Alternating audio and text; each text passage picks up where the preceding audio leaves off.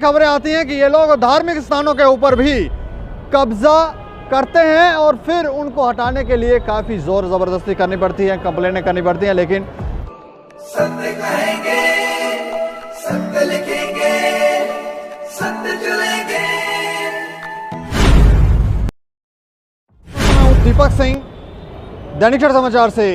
कई बार आपने इस तरह की खबरें सुनी होंगी कि लोग जमीन को कब्जा करने के लिए किसी भी हद तक जाते हैं और इसमें कई बड़े बड़े लैंड माफिया हैं, कई बड़े बड़े लोगों के नाम सामने आते हैं कि इन लोगों ने कब्जा किया हुआ है।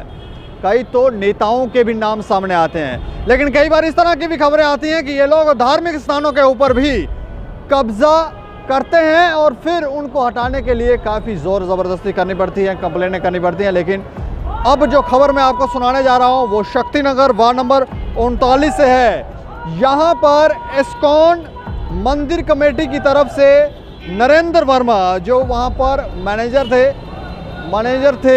थे पहले, उनके खिलाफ ही मोर्चा खोल दिया गया है और एलिगेशंस लगाए गए हैं कि उन्होंने कुछ उस जगह पर, उस मंदिर के, इस्कॉन के जो मंदिर था उसमें कोई छेड़छाड़ की है और वो गौशाला से परिवर्तित कर उसे डेयरी में परिवर्तित कर दिया गया है और इसको लेकर इन्होंने मोर्चा खोला है। कल वहाँ पर पुलिस जो थी वो मौके पर पहुँची थी और इस खबर की कुछ तस्वीरें हम आपको दिखाने जा रहे हैं, साथ में ही डिटेल में ये खबर आपको बताएंगे। शक्तिनगर वार्ड नंबर 39 में गौशाला को कब्जा मुक्त करवाने के लिए जम्मू कश्मीर इस्कॉन मंदिर कमेटी ने पुलिस और प्रशासन से अपील की है। मंगलवार को इस्कॉन मंदिर के प्रबंधक सर्वभूम भट्टाचार्य दास, पार्षद राजेंद्र सिंह जम्वाल, रिंकू चौहान और कमेटी के सदस्यों ने क्षेत्र का दौरा कर स्थिति का जायजा लिया। कमेटी के सदस्यों ने बताया कि 1996 से यहां पर गौशाला थी। ये ज़मीन शंकर चैरिटेबल ट्रस्ट द्वारा इस्कॉन को दी गई थी। उसके बाद यहां पर राधा कृष्ण मंदिर भी बनाया गया, लेकिन कुछ समय पहले इस्कॉन मंदिर के पूर्व प्रबंधक नरेंद्र वर्मा की ओर से गौशाला में गड़बड़ी की बात सामने आई। जानकारी मिलने के बाद उनकी जगह पर सर्वभूम भट्टाचार्य दास को प्रबंधक बनाया गया।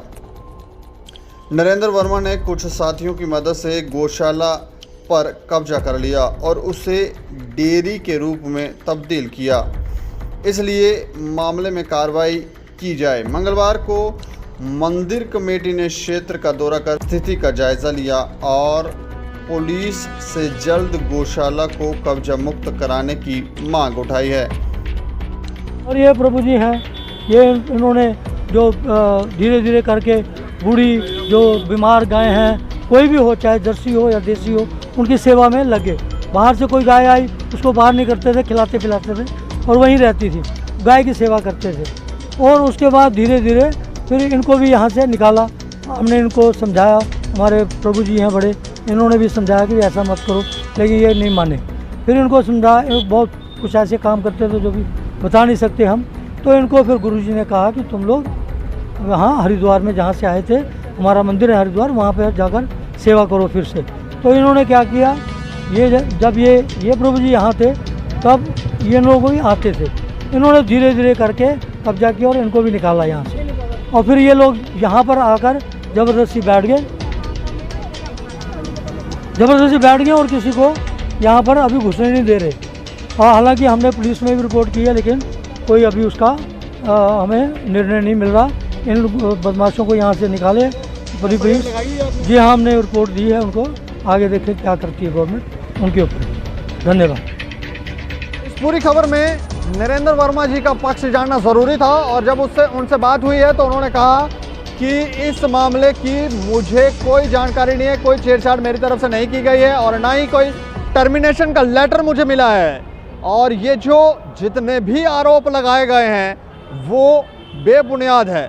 अब इसके पीछे क्या तथ्य हैं, क्या जानकारियाँ हैं, जब जांच की जाएगी, जब कार्रवाई होगी तो उसके बाद ही पता चल पाएगा। लेकिन ये आरोप गंभीर हैं। अगर वहाँ पर इस तरह का कुछ हुआ है या किया गया है तो फिर जांच होनी चाहिए और जो लोग दोषी हैं उनके खिलाफ कार्रवाई भी होनी चाहिए। इस खबर के ऊपर आप अपनी प्रतिक्रिया ज़रूर रखें और देखते रहें दैनिक क्षण समाचार। मुझे और मेरे सहयोगी को दें इजाज़त। नमस्कार।